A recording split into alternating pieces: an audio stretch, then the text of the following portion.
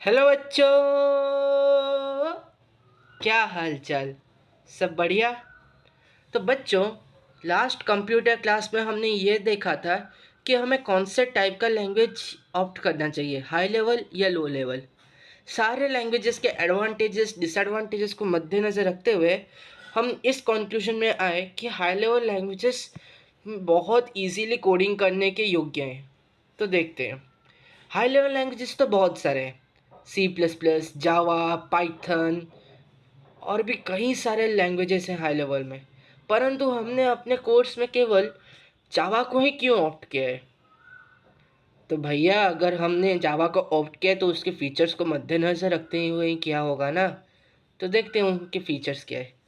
हाँ, ये आ गया स्क्रीन। ये देखिए फीचर्स ऑफ जावा।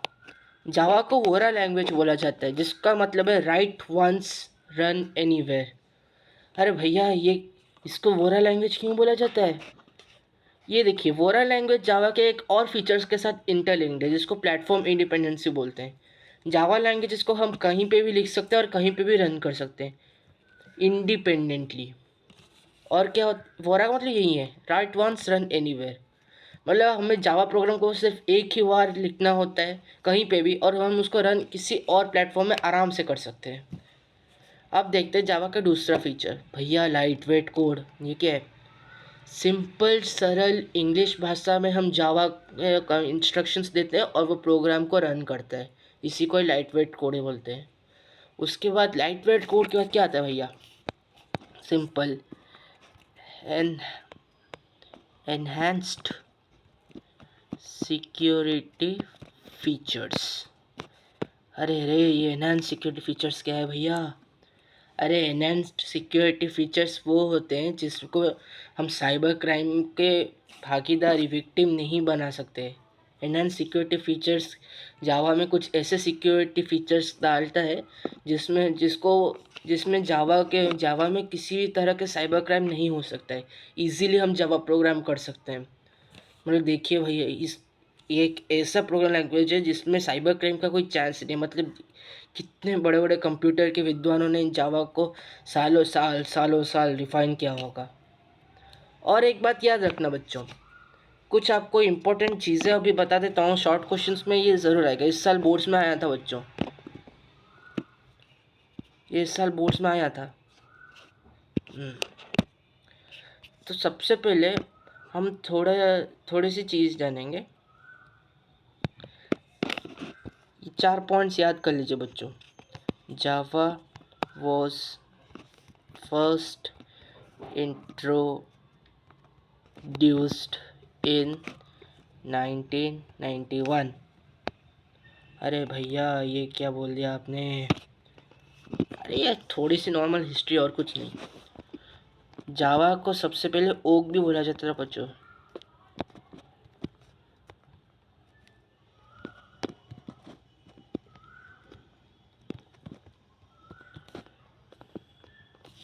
जावा को ओक बोला जाता था। अब दूसरा फीचर है, मैंने तो लास्ट क्लास में source code, byte code, object code, इन सब के बारे में बता दिया था। तो ये याद रखिए, सोर्स कोड का एक्सटेंशन होता है डॉट जावा।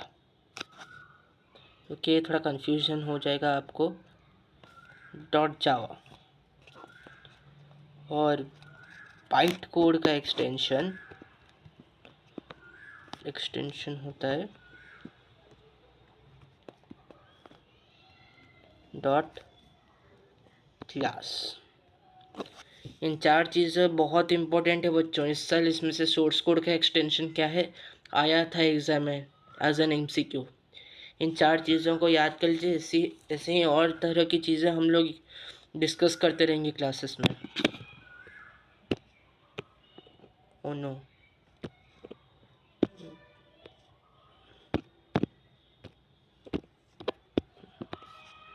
ओके, चलिए अब हम क्या करेंगे, जावा का एक प्रोग्राम लिखेंगे, उसको देखेंगे कि कौन से पार्ट में कैसे मार्क्स मिलते हैं। तो ठीक है, चलिए एक सिंपल सा मैं प्रोग्रामिंग लिखूंगा बच्चों, उसको ध्यान से देख लीजिएगा। देख लीजिए आई मीन ये है।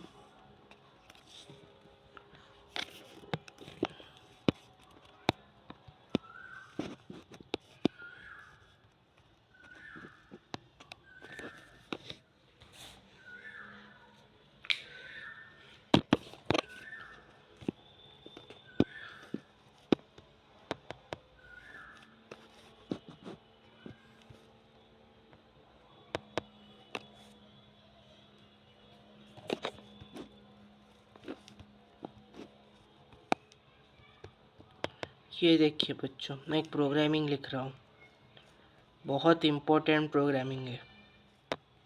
import java.lang क्लास सम करते हैं, सम। फिर हम कर्ली ब्रैकेट से स्टार्ट करेंगे, पब्लिक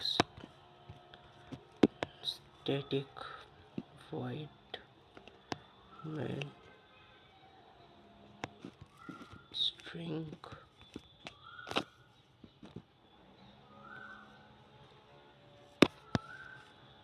args। बच्चों इस प्रोग्रामिंग को देख के बिल्कुल टेंशन मत लीजिएगा, हम प्रोग्राम के हर एक पार्ट को डिस्कस करेंगे बाद में। ठीक है बच्चों, समझ आया? जी सर। चलिए,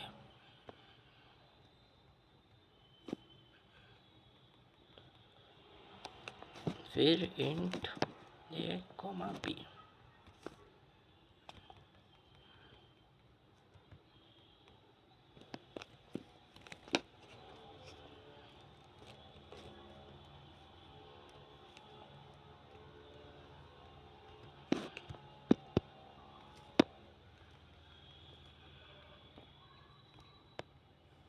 b इक्वल टू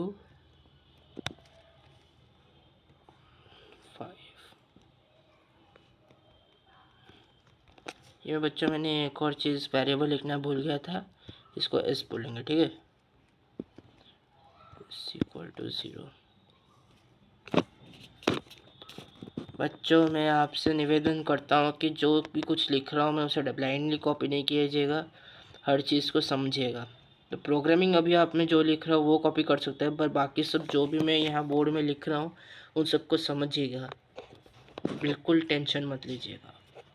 जो समझ में आया आप कमेंट सेक्शन में लिख सकते हैं एज एन डाउट, मैं वो क्लियर करने की पूरी कोशिश करूँगा, ठीक है।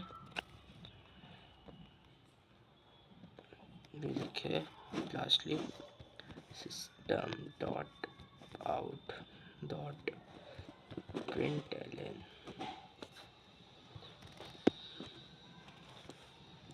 sum is equal to plus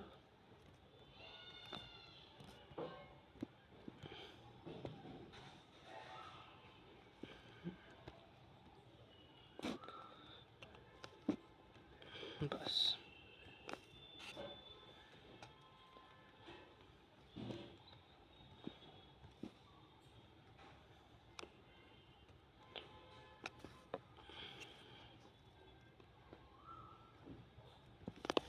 हाँ, तो बच्चों आप जैसा कि देख सकते हैं हमारा प्रोग्रामिंग ख़त्म हो गया है। एक मिनट बच्चों, हाँ ठीक है। हाँ।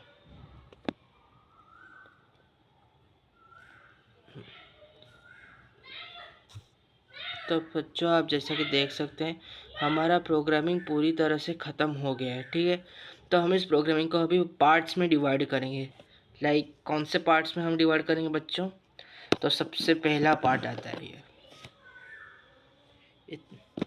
तो बच्चों आप सबके जैसे कि देख सकते हैं, हम याद कीजिए जब हम कहीं पे जाते हैं किसी के सामने अपना पहला इंट्रोडक्शन देते हैं, तो याद हमको तो पता ही होता है पहली इमेज हमेशा लास्ट इमेज होते हैं एक पर्सन की। तो इसमें भी वही होता है, हमें एग्जामिनर को अपना इमेज जो एग्जामिनेशन के आई में एग्जामिनर के आई में थोड़ा ऊंचा करना होगा। तो उसके लिए क्या है, फॉर्मेलिटी तो चाहिए होगी ना बच्चों। तो ये देखिए बच्चों, ये पूरी तरह से जो दिख रहा है आपको बच्चों, ये कर्ली ब्रेसेस तक, ठीक है। इसको बोलेंगे हम, हाँ इसको बोलेंगे हम फॉर्मेलिटी। एफ, मैं यहाँ पे एफ लिख रहा हूँ फॉर्मेलिटी के लिए, आशा करता हूँ आपको समझ में आएगा। ये है फॉर्मेलिटी पार्ट, ठीक है। और फिर मैंने यहाँ पे जैसा कि आप देख सकते हैं, यहाँ पे int A B equal to 10 एक लिखा है कि नहीं, int A B equal to 10 एक लिखा है। A B is comma S equal to A comma B comma S equal to 0 कुछ लिखा है यहाँ कि नहीं। इसे कहते हैं वेरिएबल क्रिएशन। फिर ये है 3, A equal 10 B equal 5 S equal A plus B. इसको हम प्रसिद्ध नाम से क्या जानते पता है भाई बच्चों, I P O, input processing output. और ये लास्टली डिस्प्ले डी।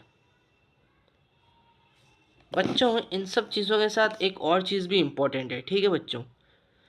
क्या है इम्पोर्टेंट है सर, आपने क्या छोड़ दिया, देखते हैं बच्चों। सबसे पहली बात जो इम्पोर्टेंट है वो है हमारा डॉक्यूमेंटेशन। डॉक्यूमेंटेशन बोले तो सर ये देखिए, वेरिएबल डाटा टाइप डिस्क्रिप्शन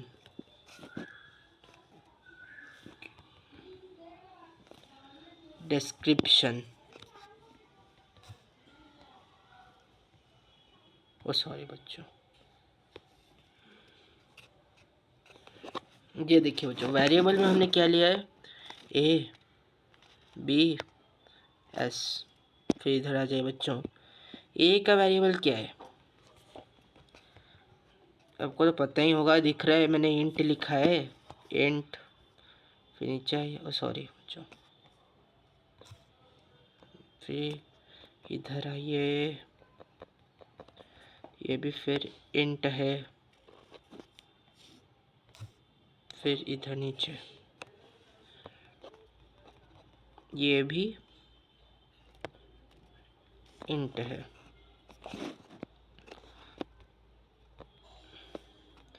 फिर डिस्क्रिप्शन क्या है, इसका क्या है, टू इनिशियलाइज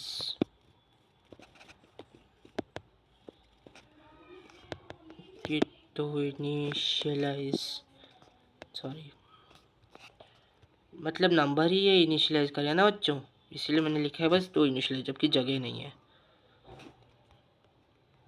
ये भी देखिए बच्चों, टू इनिशियलाइज। आप तो देख रहे हैं यहाँ पे ए को 10 के साथ इनिशियलाइज किया है, बी को 5 के साथ इनिशियलाइज किया है, हाँ कि नहीं बच्चों, टू इनिशियलाइज। और फिर एस को हमने क्यों यूज़ किया है,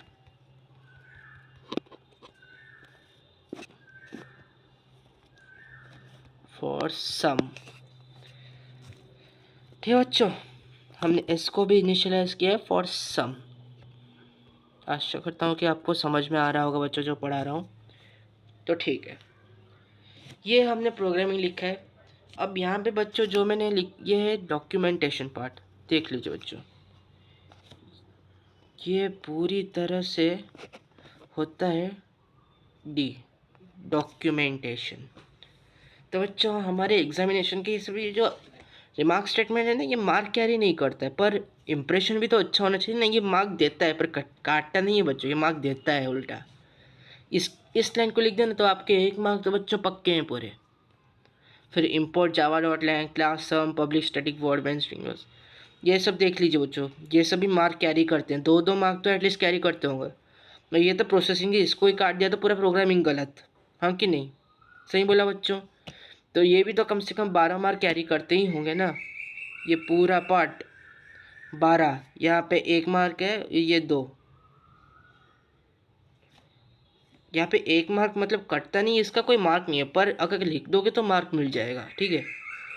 तो ये क्या है, वरना इसको ही हम लोग 2 मार्क ऐड करेंगे, 2 12 14।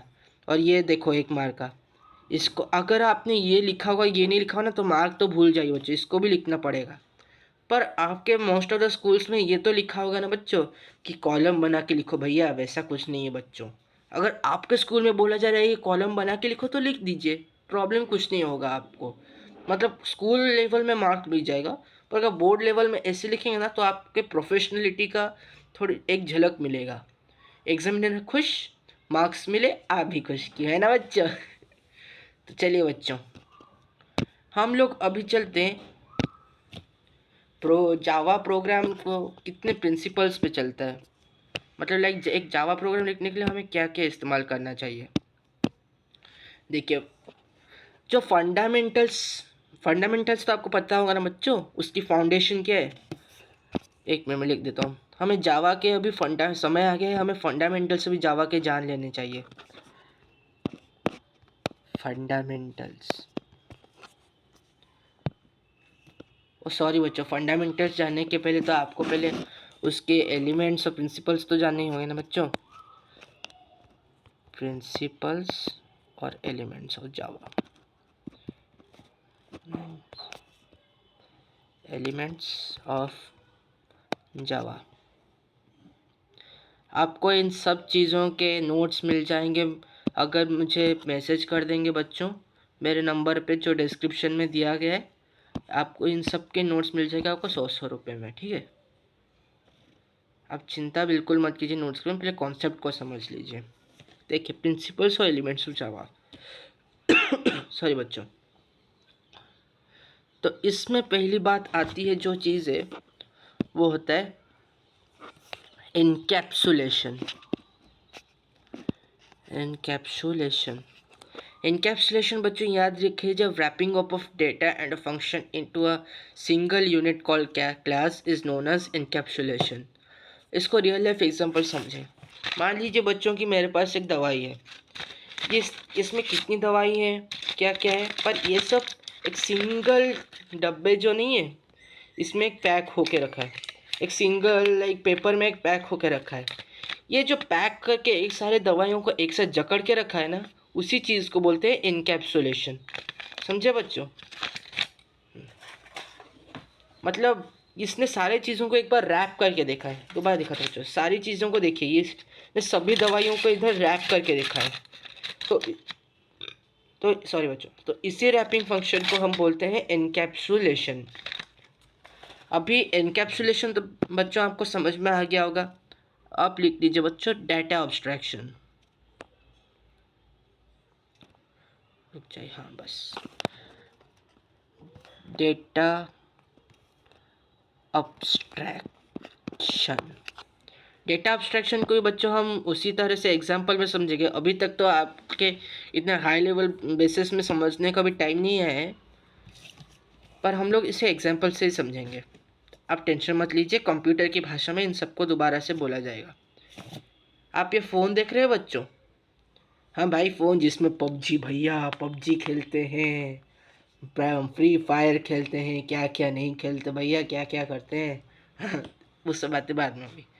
हम लोग इस मोबाइल में यूज़ करते हैं, ऐप्स डाउनलोड करते हैं, यूज़ करते हैं, पर हमें क्या इसके थोड़ा से भी इस पड़ी है कि इसके अंदर ऐसे कौन से फीचर्स हैं जो हमें यूज़ करते हैं? क्या इसको हमें जानने, इस मोबाइल को यूज़ करने, उस फीचर्स को जानना ज़रूरी होता है क्या बच्चों? नहीं होता है। इस मोबाइल को ऑन किया, इस बटन को बस दबाना है, इस बटन को दबाने में कौन कौन से पार्ट्स, कौन कौन से कंपोनेंट्स यूज़ कर रहे हैं, क्या हमें ये बात पता है बच्चों? क्या हमें पता होनी चाहिए इसको यूज़ करने के लिए? नहीं ना। तो बहुत इजी है बच्चों, इसी को बोलते हैं data abstractions. Representation of essential features without including the background details is known as data abstraction. Data abstraction का दूसरा पहलू होता है, देखिए, डेटा एब्स्ट्रैक्शन का दूसरा पहलू होता है, क्या होता है बच्चों? हाँ, डाटा हाइडिंग। हाँ कि नहीं बच्चों? डाटा हाइडिंग होता है ये डेटा ऑब्स्ट्रक्शन का ही एक पहलू, पर ये इसको प्रिंसिपल्स में भी इंक्लूड किया जाता है। डेटा हाइडिंग क्या है? जो एसेंशियल फीचर्स को रिप्रेजेंटेशन किया जाता है वो तो डेटा ऑब्स्ट्रक्शन की मदद से किया जाता है, पर जो कंपोनेंट्स हमें जो जानने के लिए इम्पोर्टेंट नहीं है, जिसको इंक्लूड नहीं किया जाता है एसेंशियल फीचर्स के साथ, मतलब लाइक मैं बोल रहा था ना, इस बटन को अगर हमने दबाया तो मोबाइल ऑन होता है। हाँ होता है, पर इस बटन को दबाने में कौन कौन से फीचर्स इस्तेमाल होते हैं हमें ये नहीं जानना, मतलब जो फीचर्स हमें नहीं जानने हैं, वो जो फीचर्स छुपाए रहते हैं, उन्हीं को बोलते हैं डेटा हाइडिंग। समझ में आ गया बच्चों डेटा हाइडिंग क्या है?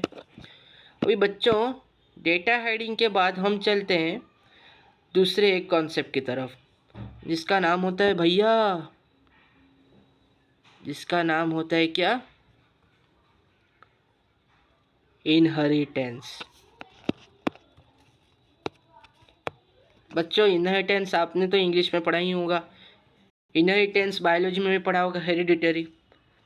आप देख लीजिए बच्चों, आप अभी बच्चे हैं, कुछ कैरेक्टरिस्टिक्स अपने अपने मम्मी से या पापा से लिए होंगे, बायोलॉजिकल होता है ना, तो आपने अपने मम्मी पापा से कुछ कैरेक्टरिस्टिक्स, उनके फीचर्स को इनहेरिट किया होगा, तो उसी को बोलते हैं इनहेरिटेंस।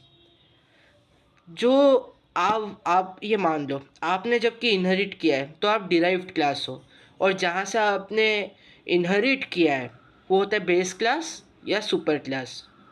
तो ये फेनोमेनन आप जान लीजिए। The element by which the एक मिनट रुकिए बच्चों, ये इनहेरिटेंस है ना, इनहेरिटेंस का डेफिनेशन ये होगा, द प्रोसेस और phenomenon by which the derived class inherits property from the super class और base class is known as inheritance. Simple है बच्चों। अरे वहीं हमारे जो लायन और कब के बारे में जो एग्जाम्पल दिया जाता है, उसी को बोलते हैं इनहेरिटेंस। क्यों मज़ा आ रहा है ना बच्चों रियल लाइफ में इसको रिलेट करके? अभी आता है हमें पॉलीमॉर्फिज्म। देख लेते हैं पॉलीमॉर्फिज्म क्या होता है बच्चों। ये है पॉलीमॉर्फिज्म।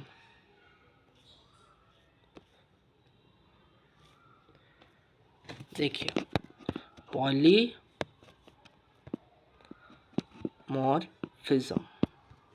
अरे भैया ये क्या है, हमें तो इसमें थोड़ा सा भी आइडिया नहीं है। चिंता मत कीजिए बच्चों, पॉलीमॉर्फिज्म भी बहुत इजी चीज़ है। याद कर लीजिए, आप एक ही इंसान हो, आप खेलने जाते हो, आपके दोस्त आपको किसी और नाम से बुलाते होंगे, आपके नाना नानी आपको किसी और नाम से बुलाते होंगे, आपके मम्मी आपको किसी नाम से बुलाती होगी। तो इंसान तो आप एक ही हो ना, पर आपके नाम अलग अलग हैं और काम भी अलग अलग होते हैं। इसी चीज़ को बोलते हैं पॉलीमॉर्फिज्म। तो पॉलीमॉर्फिज्म का ये डेफिनेशन है, the process by which the same symbol is used for different purposes in different forms is known as polymorphism। यही है इसका डेफिनेशन, जिसमें एक सिंबल को हम डिफरेंट काम के लिए डिफरेंट फॉर्म्स में तब्दील करते हैं। इन सब का हम कंप्यूटर में रियल लाइफ एग्जांपल्स इसका सब समझेंगे बच्चों। पर अभी हम पॉलीमॉर्फिज्म के बाद चलते हैं अपने फंडामेंटल्स ऑफ जावा में। देखते हैं भैया फंडामेंटल्स ऑफ जावा में क्या क्या होता है। ये देखिए बच्चों, अब हम आ गए हैं फंडामेंटल्स ऑफ जावा। ओके, तो फंडामेंटल्स ऑफ जावा में हमें पहली चीज़ जो जाननी है वो है, रुक जाइए अब छोड़िए, फंडामेंटल्स ऑफ जावा में जो पहली चीज़ जाननी है वो है हमारा, इसको थोड़ा छोटा कर देते हैं,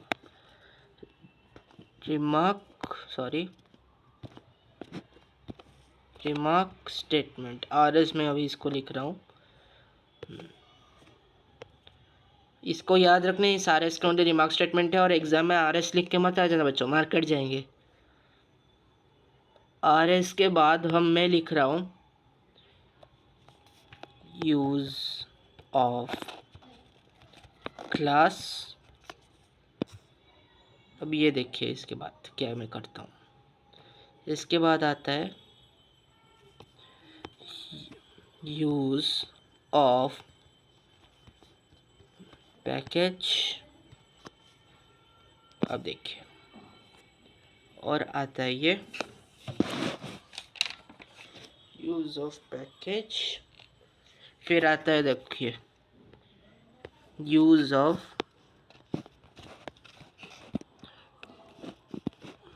मेन मेथड, और लास्टली हमारे सबसे चहीते जावा के पंच तत्व टोकन्स।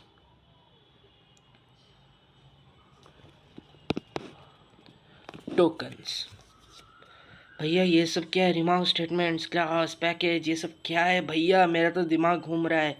चिंता मत कीजिए बच्चों, इन सब के बारे में तुम्हारे भैया हैं डिस्कस करने के लिए। देख लीजिए बच्चों।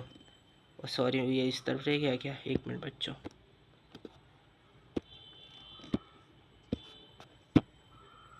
ओहो, यहाँ पे तो गलत हो गया बच्चों, रुक जाइए। टोकन्स, हाँ ओके भैया, चलिए शुरू करते हैं।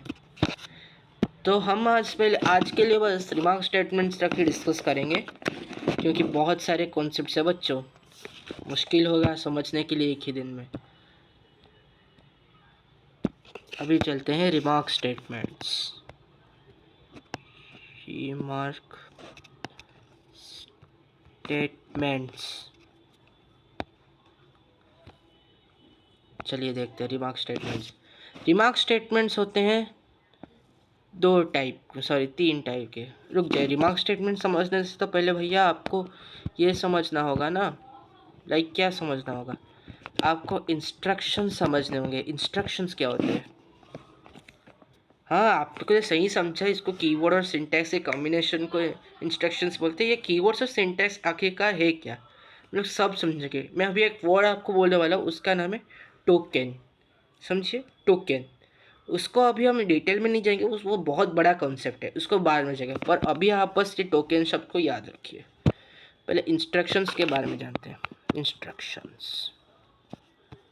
इंस्ट्रक्शंस याद रखिए। The collection of tokens in a systematic order is known as instructions. और इंस्ट्रक्शंस भैया दो प्रकार के होते हैं, देखिए कितने होते हैं। एग्जीक्यूटेबल, दूसरा होता है नॉन एग्जीक्यूटेबल। हाँ, एक बात बोलूं बच्चों, आपने पहले से ही एग्जीक्यूटेबल और नॉन एग्जीक्यूटेबल इंस्ट्रक्शंस को देख लिया है। अरे भैया आपने क्या बोला? आपने तो अभी अभी ये बोला है, कैसे हमने देख लिया है? देखा है आपने? एग्जीक्यूटेबल का मतलब वो इंस्ट्रक्शंस जो आइदर सेमीकोलन से एंड हुए होते हैं या फिर पैरेंथेसिस के साथ एंड हुए होते हैं। इन कर्ली ब्रैकेट्स के अंदर एंड हुए होते हैं।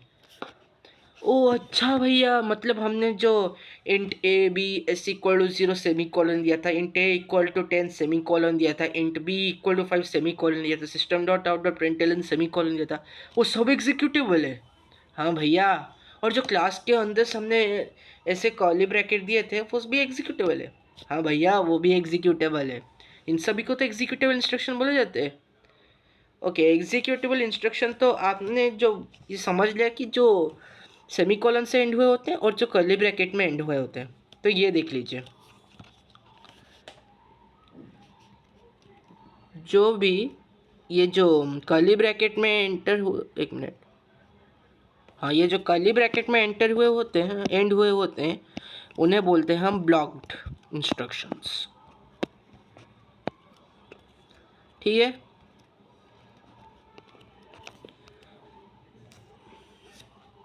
और जो उन्हें बोलते हैं हम ब्लॉक्ड इंस्ट्रक्शंस, नेट उन्हें बोलते हैं हम ब्लॉक्ड इंस्ट्रक्शंस। और जो कर्ली ब्रैकेट्स में इंट्रोड्यूस हुए होते हैं उन्हें हम बोलते हैं सिंगल लाइन।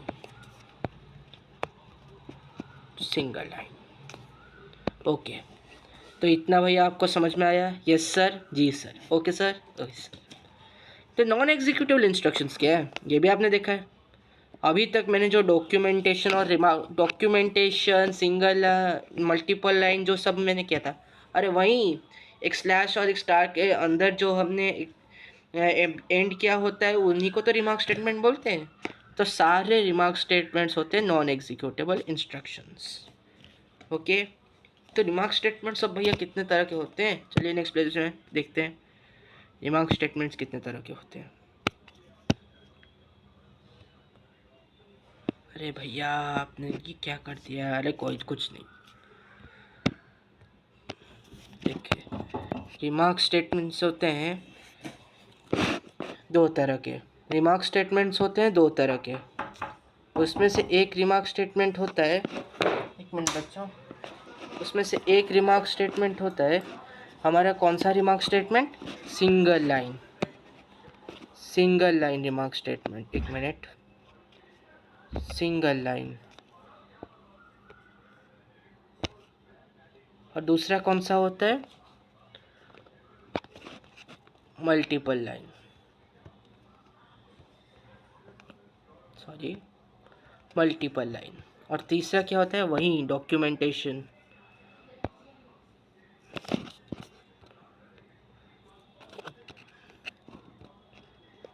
डॉक्यूमेंटेशन,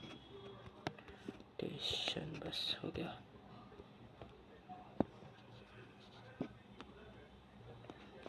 ये होता है डॉक्यूमेंटेशन, बस हो गया भैया। Documentation, single line, multiple line. Single lines में क्या आता है भैया? सिंगल लाइन में, ये सिंगल लाइन मतलब सिर्फ दो स्लैशेस के अंदर जो सब लिखा गया होगा। सॉरी, आपको ऐसे थोड़ी प्रॉब्लम होगी, मैं ठीक से लिख देता हूँ, रुक जाइए। सिंगल लाइन में आएंगे ये सब, ये हुआ सिंगल लाइन। इसको और एंड मत कीजिए, जहाँ पे एंड लिखूंगा वहाँ पे बस कीजिएगा। मल्टीपल लाइन में आएंगे ऐसे, मल्टीपल लाइन में ऐसे आएंगे। अरे अरे ये क्या हो गया भैया? आपने क्या करते? बंद हो गया, क्योंकि बच्चों खुल जाएगा। आ गया। मल्टीपल लाइन में क्या हुआ? मल्टीपल लाइन में ऐसे हुआ होगा, बहुत छोटा नहीं भैया, जय बड़ा हो जाएगा। हाँ, हो गया। मल्टीपल लाइन में ऐसे हुआ होगा, एंड भी, स्टार्ट भी ऐसे हुआ होगा, एंड इससे हुआ होगा। मल्टीपल लाइन के बाद अभी हमारा आता है डॉक्यूमेंटेशन। डॉक्यूमेंटेशन कैसे हुआ होगा भैया?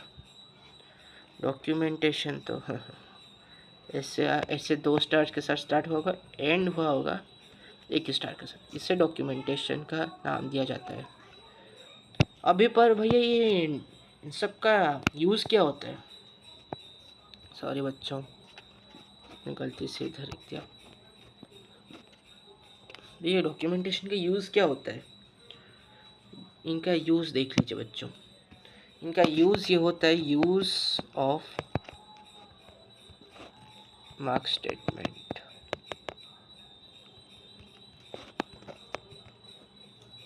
हाँ, बस, it helps to make program informative. It helps to distinguish one part from other.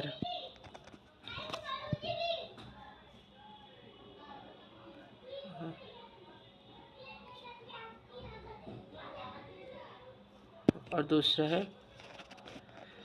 it tells the purpose of the variable created.